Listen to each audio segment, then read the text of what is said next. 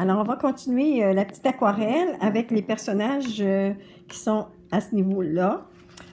Je vais les mouiller, parce que ça va être mouillé sur mouillé. On veut quand même qu'ils soient un petit peu plus visibles, mais qu'ils restent quand même un petit peu flous pour nous donner encore l'impression de brouillard.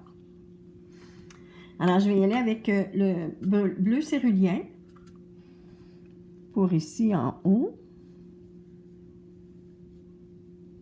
que je vais étendre partout. Puis, je vais prendre le bleu ultramarine pour aller chercher certains contours.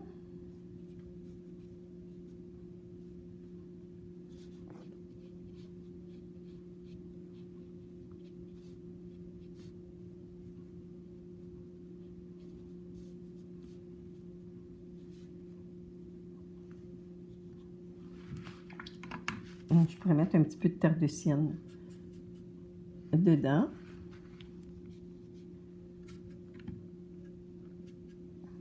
Je vais déposer. Alors, ça va nous donner des teintes sans être trop précis. On rajoutera des textures après si ce n'est pas suffisant. Alors, je vais aller chercher ici la dame. Elle a comme une petite cape. Alors, je vais faire sa jupe un autre bleu.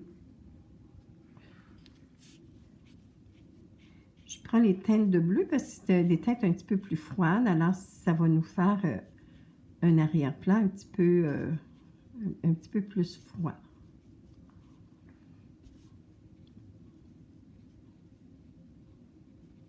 Voilà, puis sa petite cape, je vais mettre un autre bleu dans ses vêtements ici. Je vais mettre le bleu cobalt.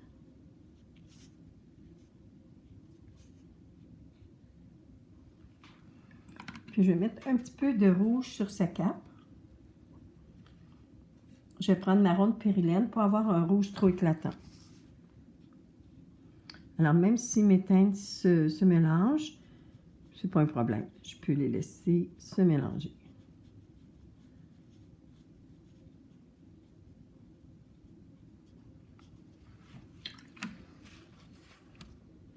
Je vais mettre un petit peu d'eau ici pour atténuer les teintes. Puis je vais rajouter un petit peu de brun vers le bas ici.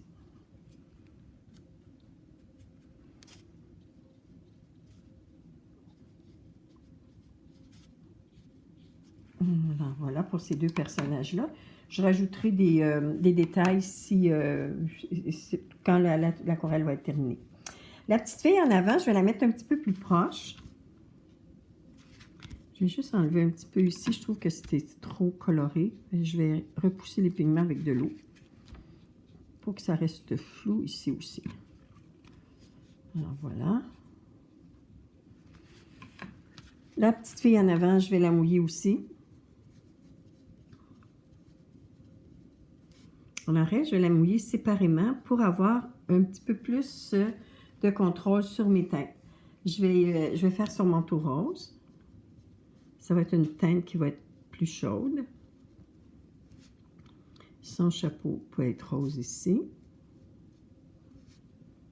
Ses petites mitaines, voilà. Et puis son pantalon pourrait être jaune. Je vais mouiller un peu.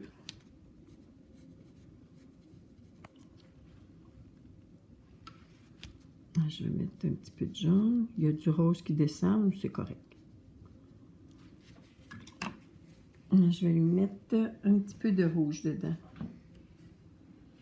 Mon marron de périlène que j'ai mis ici, je vais en rajouter ici.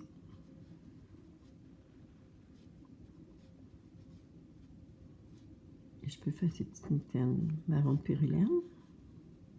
Je peux lui faire une petite bordure ici. Là, on rajoutera sa petite figure et tout ça par après.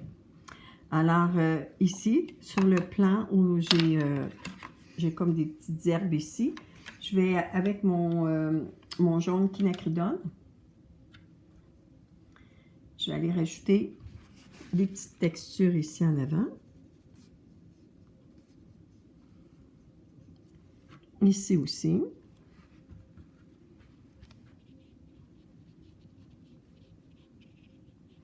Puis je vais faire aussi un petit peu de terre de sienne brûlée.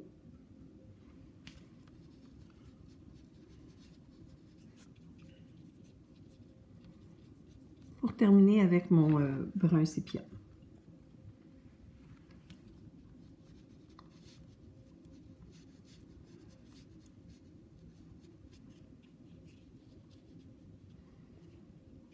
Et voilà, là, je vais avoir différents degrés là, dans mes personnages, différents endroits.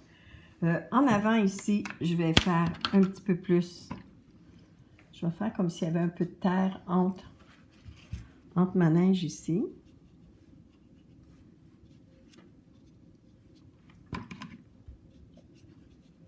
Alors, je vais rajouter des teintes un petit peu plus foncées vers le devant ici.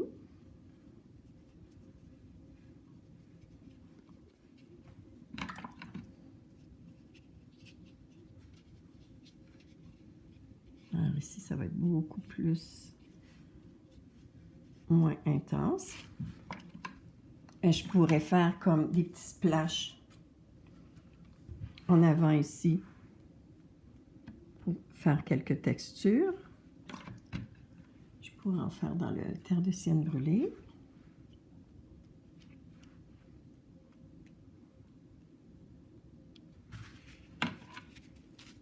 Et voilà, pour le moment, je vais laisser comme ça. Je vais faire sécher, puis je vais revenir. Je pourrais rajouter quelques petites brindilles aussi au premier plan. Juste ici. Alors, il serait quand même un petit peu plus haut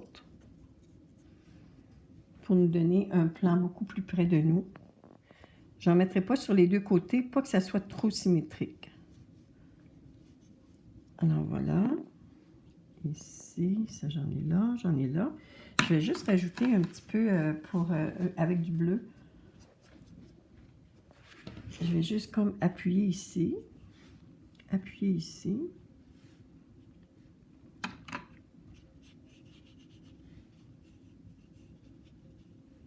Alors, puis mes personnages aussi, je vais les appuyer ici.